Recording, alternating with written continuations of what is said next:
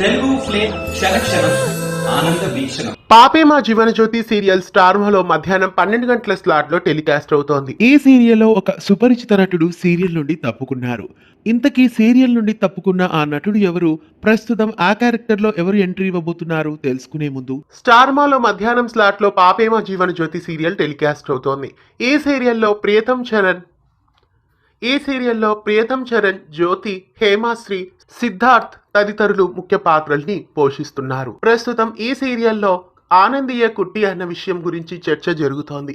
ఈ నేపథ్యంలో అనుకోకుండా రోడ్డు మీద వెళ్తున్న ఆనందికి యాక్సిడెంట్ అవుతుంది.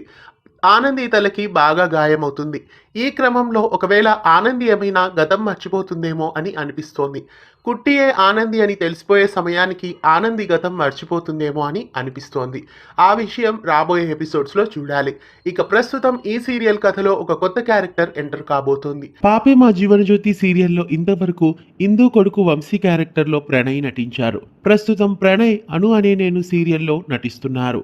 ప్రణయ్ పాపే మా జీవన జ్యోతి సీరియల్ నుండి తప్పుకోవడంతో ఆ క్యారెక్టర్లో ప్రస్తుతం అభిరామ్ ఎంట్రీ ఇవ్వబోతున్నారు. అభిరామ్ ఇంతవరకు చాలా తెలుగు సీరియల్స్ లో ప్రేక్షకులని ఆకట్టుకున్నారు.